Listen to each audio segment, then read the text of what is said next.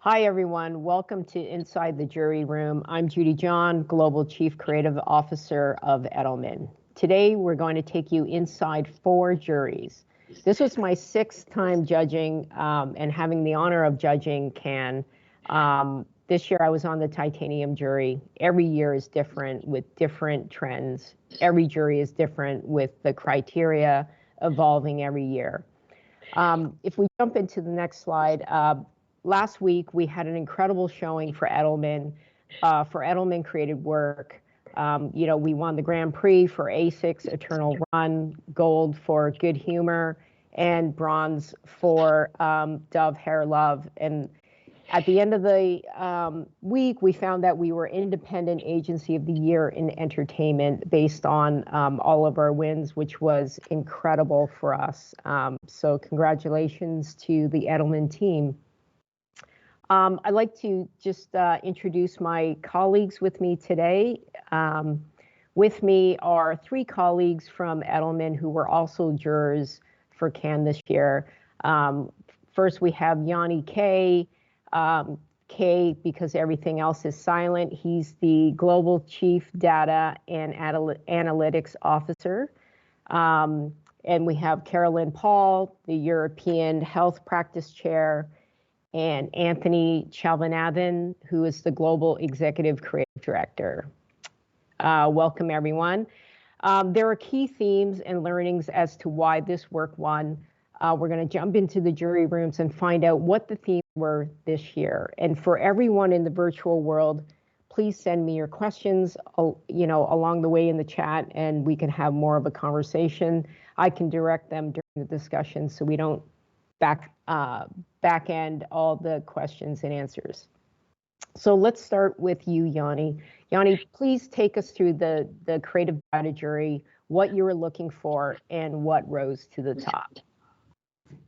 Thank you, Judy. So the question is what I was looking for. And the reality is what I was looking for in this category is for data for once to be Batman instead of just being Robin in a Batman and Robin relationship where always the highlight is on the creative, which in my analogy is Batman. So I was looking for Robin to shine and be the hero in this work that we've seen. And I've seen amazing work. We've seen more than 300 pieces of work related to data creativity. So this is my unofficial view of what I wanted to see.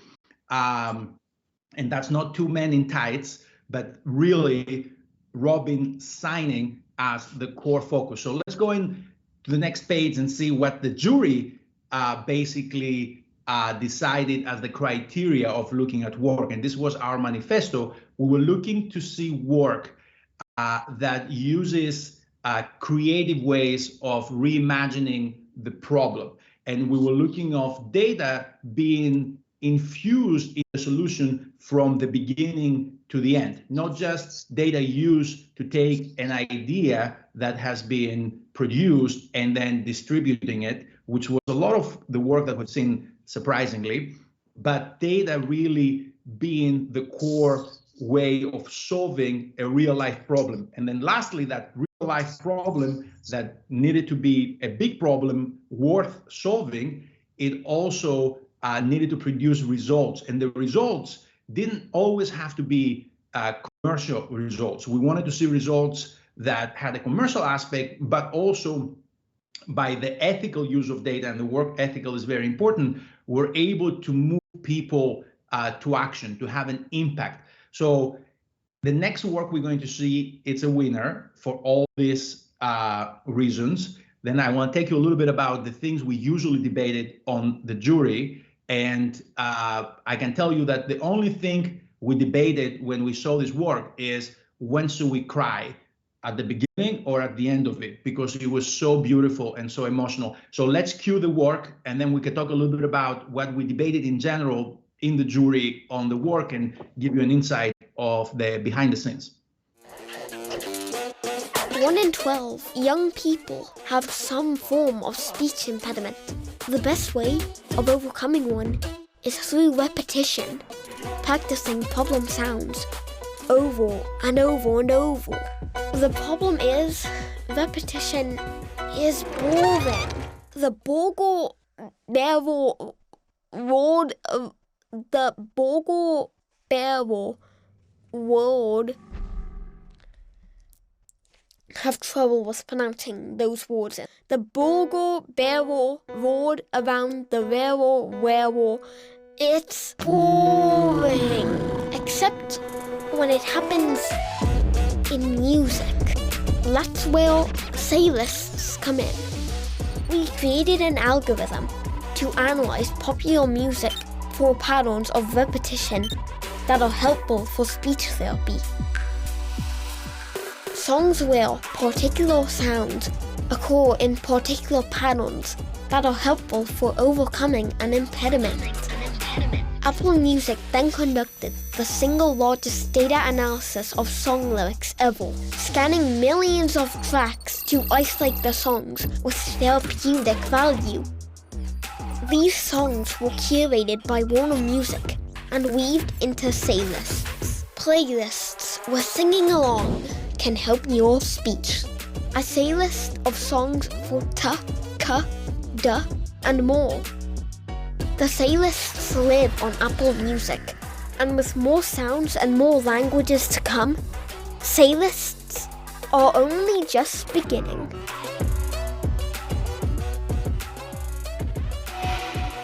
Say Lists, a collaboration by Warner Music and Apple Music.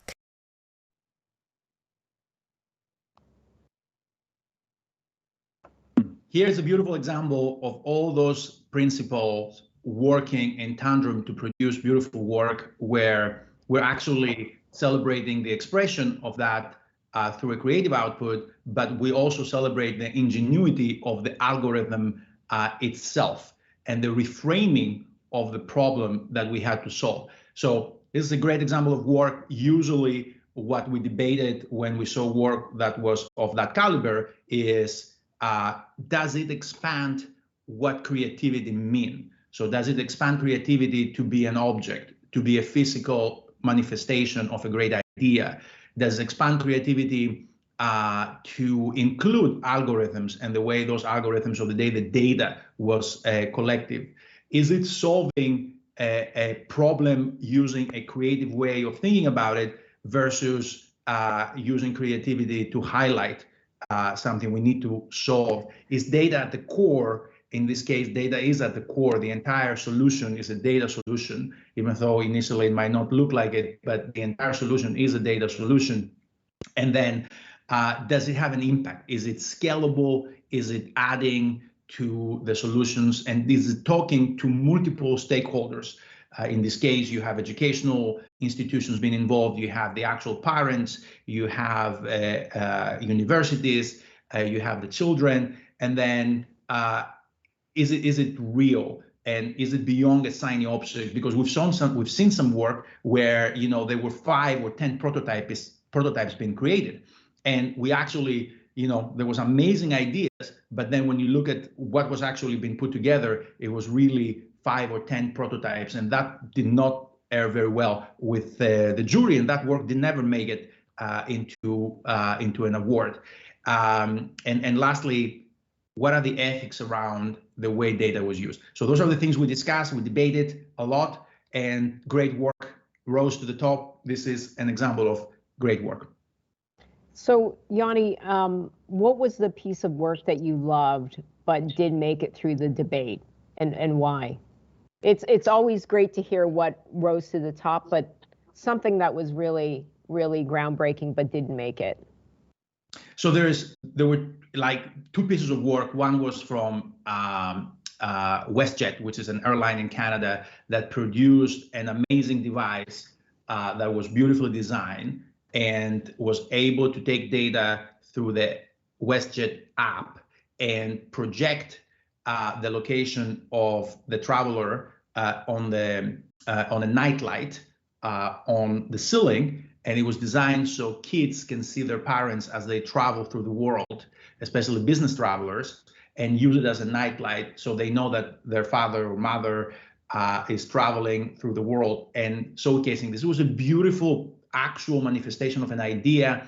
The problem is it was only prototype. There were only very few devices actually made, and the scale was not big enough. So that was a great piece of work. The other great piece of work was on Google using AI and training a data sample to actually understand people with speech difficulties.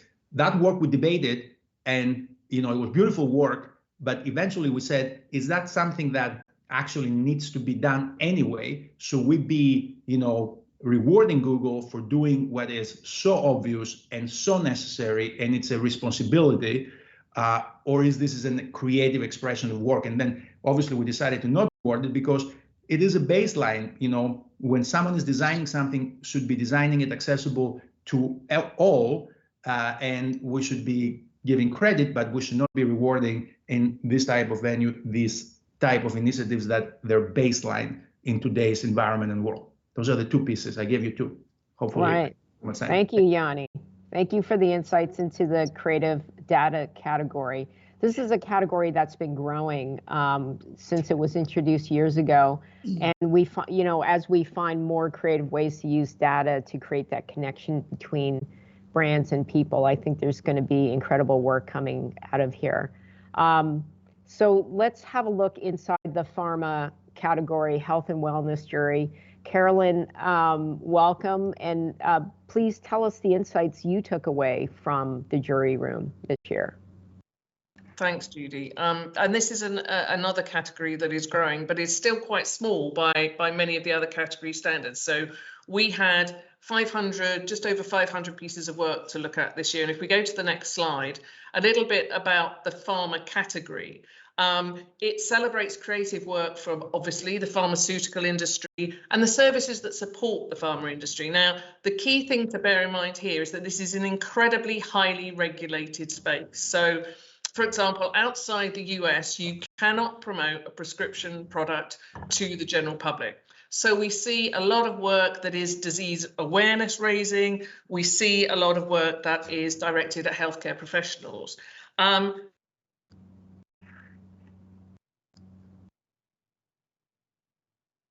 You stop crying, because this is an incredibly emotive space, as you can appreciate. We're talking about literally life and death in some cases.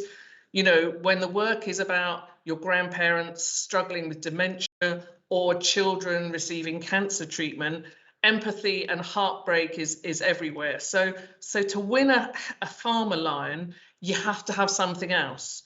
You have to have something that makes it stand out. And this piece of work, which is the piece of work that touched my heart from the very moment I saw it and brings a lump to my throat every time I see it, even though I've seen this film about a dozen times, has that something else. It's one of only 3 golds that we awarded over 2020 and 2021, and it also won a silver. So can we take a look at the film and see if you can guess what that special something is?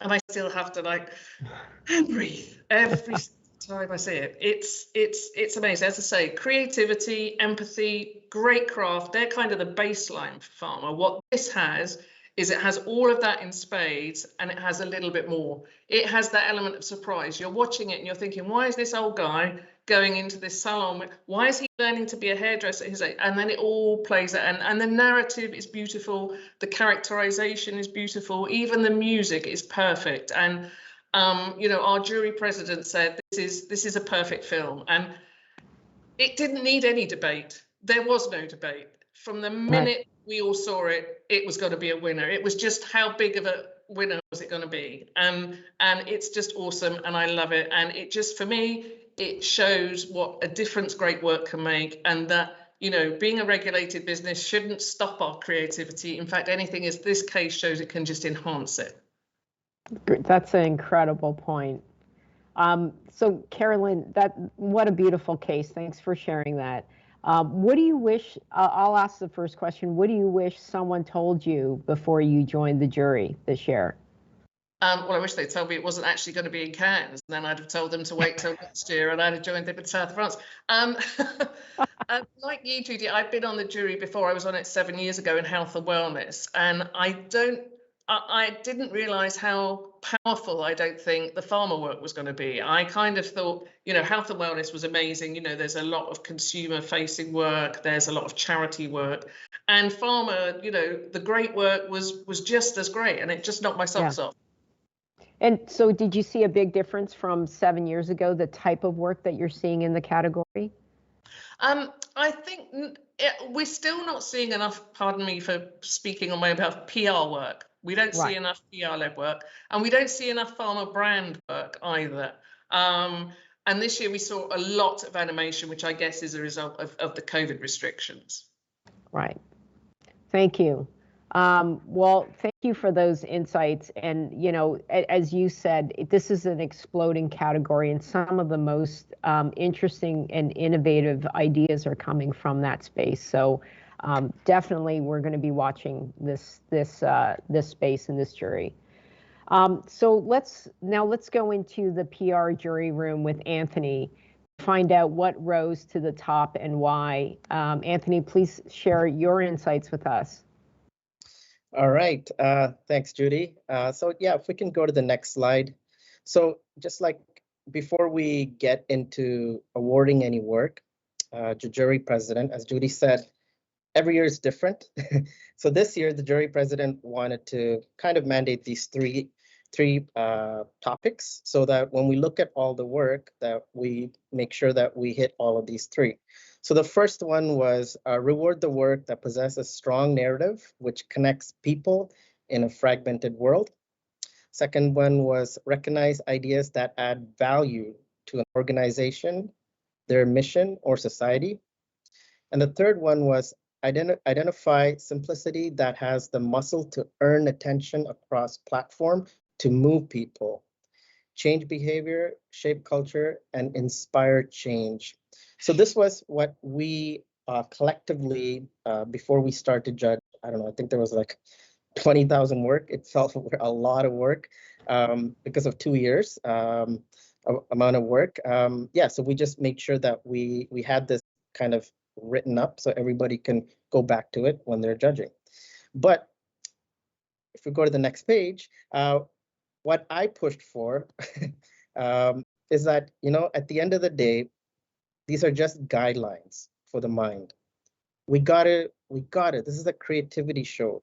We got to judge with our heart, right? You know, we're not robots. That's what we got to make sure. So I really pushed on that, and everybody, you know, really took that. And how did this idea make you feel? Did it give you goosebumps? You know, when you watch it, it's like you're not even using a mind. It's just a body reaction. When you see a work, like there's no debate. You love it. Did it push beyond other work? Did it inspire you? Is this the work that you're gonna go and share, you know, back at your office? You're gonna share it to your friends, you know, so the next generation can, you know, get inspired. Is it a benchmark in this category? You know, did we hit that? So we just wanted to make sure that, you know, sometimes we get too, how do I say, robotic, and more, let's use our heart a bit more, because that's where the truth is. So I just want to show you the film, or the piece of work for me hits all of this. It literally gives me goosebumps.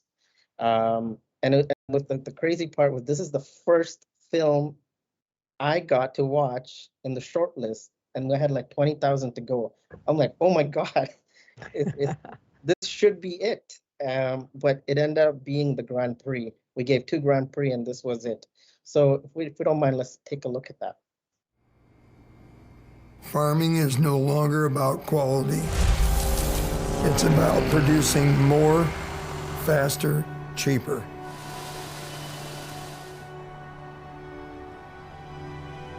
Most farmers would love to grow natural food again, but we're on a treadmill that we can't get off of.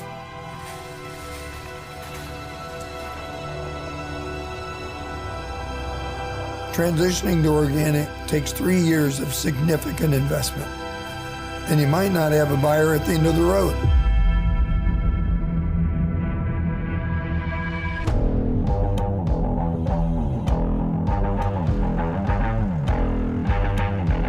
We sign today, and it guarantees us a buyer for organic product in 3 years. Contract for Change guarantees farmers who sign today that Michelob Ultra will be their first organic customer 3 years from now when the organic transition is complete. That certainty of having a buyer removes the biggest barrier to going organic. During the 3-year transition, our production drops, so we lose money. This is another big reason why only 1% of farmland is organic. The contract includes a commitment from Anheuser-Busch to buy the crops during the transition for its yearly production of non-organic beers at a 25% higher price, so the farmers keep the same income. Finally, the contract includes in-depth training through the most important agricultural organizations.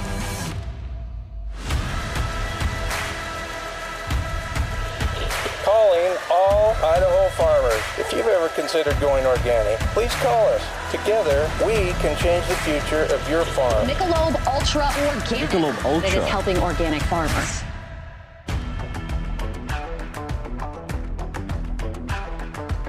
Once the farms are organic, they can not only grow ingredients for Michelob Ultra Pure Gold, but also for hundreds of other brands. It's beautiful to see life come back to the farm again. That's why I became a farmer.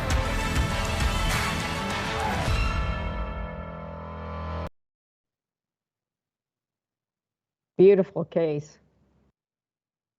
Yeah, so for me, what I learned from this category, from the category, in this category, what I took away was there were like 4 or 5 things that consistently hit in order to win the big awards, which was first and foremost the problem. I know we joke about it, but sometimes when you have a very specific problem to your brand category, you've almost done your job. Now you just have to apply the creativity towards it. So as you see in the case, the problem was huge. Without that problem, you would not have done a great case. And the second one was, is it fresh? Is it original? Is it unique? Is it the work that stands out? And the third one, which I'm kind of seeing a trend for the past 5 or 6 years in Cannes, in order to get to be on the top level of goals and stuff like that, like we need to bring change. It's almost like every amazing work needs to bring change. You cannot just talk anymore without doing any action. Like it doesn't even go to the next stage. And the fourth one is also pretty big consistently, is brave, being bold. Does it get noticed? And is it memorable? And the last point I want to make is I think this is something that we should all, regardless of winning award or not, is craft. There's no excuse for not doing your craft because our names are on it. Yeah, so these are the key insights from the category, and very inspired this year from looking at the work. Amazing. Thank you for sharing that. That was a beautiful case that won across a lot of different categories, and I'm really glad you brought up the thought around change, because that's something that came up in the trust barometer, that people expect brands and companies to step in and help society become a better society, and that's showing a rise in affinity and sales for sure. So Anthony, what was the biggest surprise for you being on the PR jury? And you just came from the advertising world, so curious to get your insights there. And I think the biggest surprise is not a surprise for me, but it's just being in the jury room.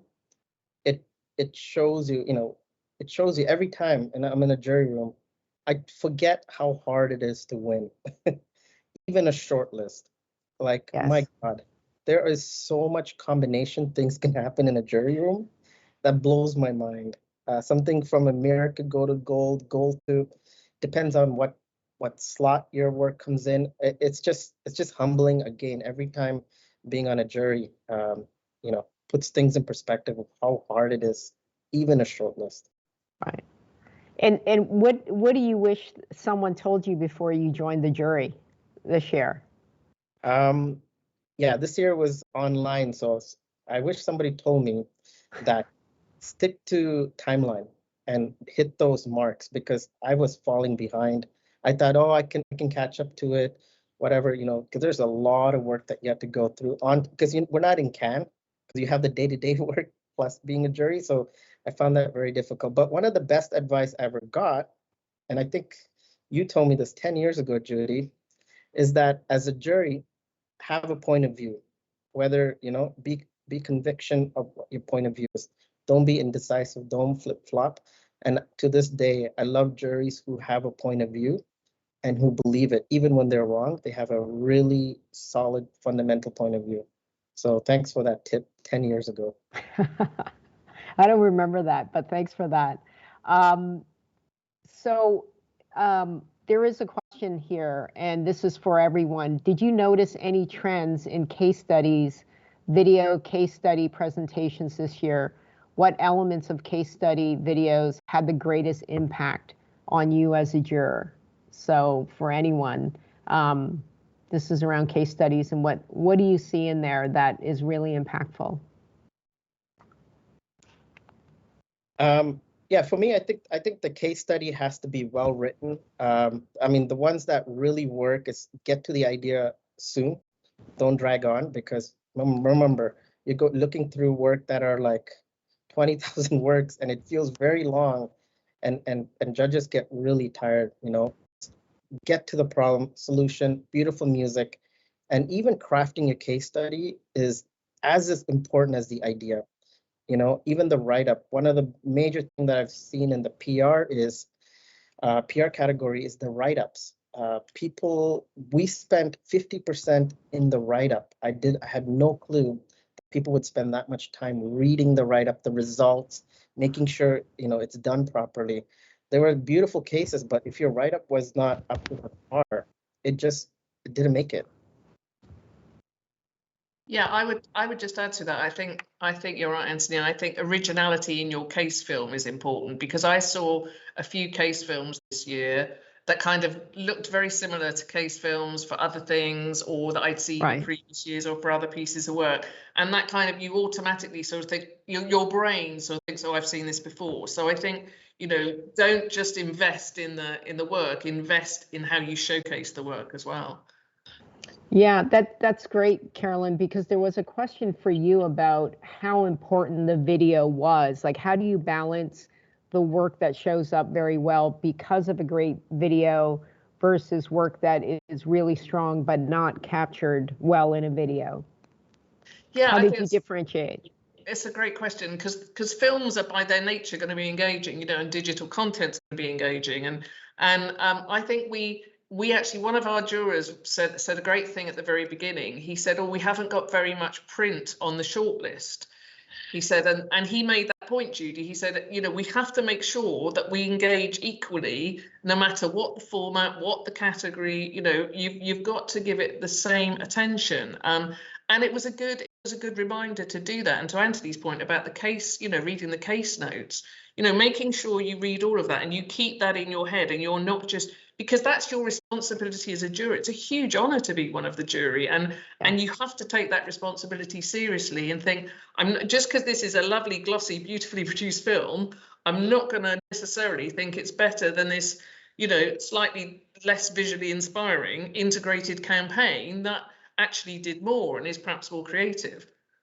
Yeah. And Judy, the one thing that I found very interesting is the amount of engagement from the jurors on actually investigating the idea. So on the say list, I basically went into Apple, I downloaded some of the say lists, I heard the music. So people actually go and get engaged with the great work to make sure that it's real, it's impactful, and it talks to them at a personal level. I mean, for me, having the child tell the story, it was very much the winning component of the visualization of the idea.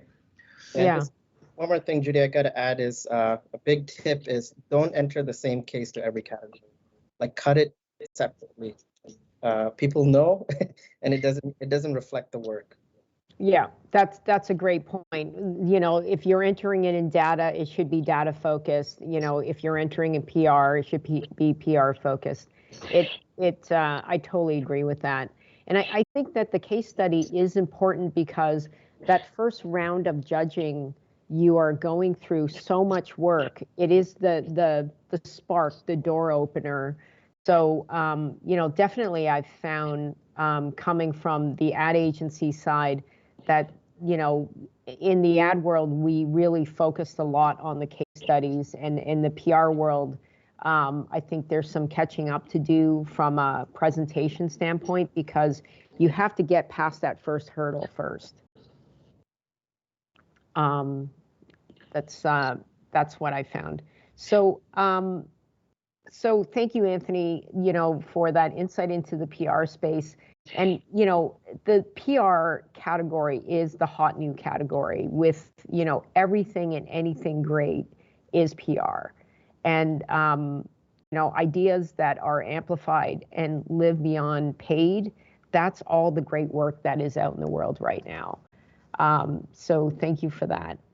So I'm going to just talk a little bit about the Titanium jury, and the work that rose to the top was very different this time. And this was my second time judging Titanium. And Titanium really reflects what's going on in the world and society. And if we go to the next slide, I'll talk a little bit about the criteria we were looking for. So it is work that makes a difference in the world, so it is very reflective of what's going on. We gravitated to work that pushes the industry and the world forward, work that had scale or could scale as an idea, and creativity unlike anything we've seen before. So if we've seen that thought before or that execution before, it's not Titanium. We thought it should be rewarded in another category for, its greatness there. So the piece of work that I'm going to show is something that rose to the top really quickly. And what we loved about it was the creativity in the face of adversity. And I'll show you the Corona case now. This is Corona in Mexico. And this is coronavirus, which left Mexicans without soccer and Corona without 12.5 million gallons in sales during the week of the game. So, what did we do? We edited from scratch a brand new 90-minute game using historical material from the last 50 years. The best plays, goals, and superstars of all time in one game between the two biggest rivals in Mexico. This is how it looked. La apertura de las Águilas del América, el Negro Santos filtra este balón. A ver, allá viene el balón para Paul Aguilar, Renato acelera, pelota para Renato, va a llegar, saca centro. Y Nacho Calderón. Qué bonito salió Nacho, justo y perfecto sobre la jugada. Tábalos la baja como maestro. Y hace la apertura por el lado izquierdo donde está aquí Ricardo Pérez, en el centro Pajarito y Rivas. Y Aurelio, y Castrejón en el fondo. 20 editors. Working 24/7 for 45 days. Searching and matching players' moves, location on the field, and speed. The game was aired on primetime TV and streamed live in partnership with the biggest network in Mexico. The results were outstanding. A 54% increase in sales during the week of the game. #1 trending topic in Mexico. 79% more mentions on social than any classic march ever, and 98% positive sentiment. The highest number of earned media ever for Corona Mexico, and more. We offered and sold on-field advertisements to other brands in order to raise funds to fight COVID-19 in the country. In the end, we created a new entertainment platform for AB InBev that was used in other markets and can be extended to other sports. Esto es el clásico de la historia.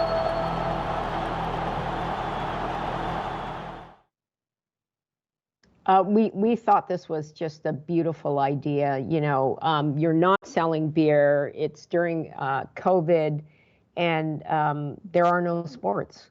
And so, you know, the idea to create a game using the best matches and the craft, you know, Anthony, as you said, the craft around this, and it was the attention to all the details, including selling the ad space in the games to you know, support the communities. It's so good. And if we jump into the next slide, which is this is the key insights. The key insights. So that we only had 20 shortlists out of 2 years. So it's a very, very small list, and it was really hard to get to 20. The difference in Titanium is there's a 10-minute live presentation with the team and 10 minutes where the ideas are interrogated. So, you know, to the jury's point, the case study gets you in, but now we really get to ask the questions around how, why, scale, what else are you doing? And that really, for this case, really rose it to the top because of, you know, they're being contacted by other sports. You know, it is a scalable idea of creating content and entertainment, which is really the future for a lot of brands of creating content. So, you know, the work that creates culture was you know, definitely what won. Work that pushed the industry and the world forward won, and presentations made a difference. Definitely in this category, and a lot of people, you know, a lot of teams came in. Client and agency partnerships were key. During you know, the presentations, it was incredible to hear the client and agency talk together about how they brought an idea to life together and all the hurdles they overcame as a team and the trust they built. And you can see that energy. So that was something that was really key to what succeeded as well. You can see that there was a passion that drove those ideas forward. So if we just jump into the jury, you know, just some final questions before we get into our conclusions, and if there are any other questions from out there in the virtual world. One thing I wanted to ask was the difference you saw. You know, we were all judging 2 years of work, which was a little confusing at times. You had pre-pandemic and in pandemic.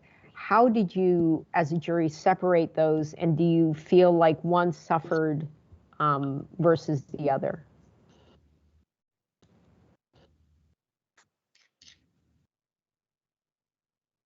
Yeah, in the PR category, it was a bit of obvious. everything felt. I guess the pandemic work had more emotions, but so that's what we gave to Grand Prix, because it was two different ideas.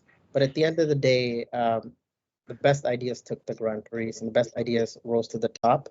But you can clearly tell the difference, and it became almost repetitive. It's like the first 5 seconds all about the problem, which is the coronavirus, the coronavirus lockdown. It became repetitive. It was a disadvantage. It's kind of annoying, but the work was phenomenal. But yeah, so you can kind of see the difference. Yeah. It was twice as hard to win because there was twice as work they had to go through. So, you know, if you were shortlisted, and I keep telling people, if you were shortlisted this year with the amount of work and great work that was out there, it's really an accomplishment because you have to go through a lot of work to be even shortlisted. So I think, I was surprised from the quality of work and the variety of submissions. Yeah, that's great. And we lost Carolyn. She was having trouble with her internet. So thank you to Carolyn. There is one last question. What are the biggest mistakes we see agencies and brands make on their "we want to win a lion" journey? So what do you think the biggest mistakes are in trying to seek out a lion? Trying too hard. I mean, I've seen work that, it was trying too hard to be data work. And it was, I think Anthony talked about this, being entered in many categories that they shouldn't be entered. I look at the work that you just presented, Judy, and for me, I did not see that work on the data category. And as it was going through, I was like, this is all data. It was just a pure data play, but they decided to not enter it on that category. They just went for the jugular. Basically, they went for the big award, and it paid off. I think in many cases it was a very focused effort, and the gimmicky part I think was very obvious to really weed it out because we're all in the profession. So it's very hard to go through if you're doing something that is very gimmicky. I mean, we've seen in the data category, we've seen people use DNA in many cases, like taking information and translating into DNA to make something else that had no connection to the problem. It was very gimmicky. That work didn't go anywhere. So I think that was some of the learnings on my side. Yeah, 100% agree. I think sometimes you can tell work that worked and the work that was done from a problem versus work that's created for an award show. That really stands out. And I think the biggest mistake is case study. We got to spend more time on that. I know it's almost literally another project. Don't underestimate that. And I think we had when we cut Judy case study, we do like hundreds and hundreds of edits. Yeah. The work goes behind us is insane, and you have to put that amount of energy in order to get anywhere. Great, thank you. Thank you for those insights. Okay, we're going to close this off. And so, what I've discovered is good ideas are easy to get made, but great ideas are hard. So, what can you do in your org to inspire and encourage great ideas? If you go to the next slide, I put together a couple thoughts. There we go. So every idea needs a champion. And, as I said, good is easy, great is hard. Someone who is willing to keep pushing on both sides, even when it looks like it's, an idea is going to die and legs are getting pulled off the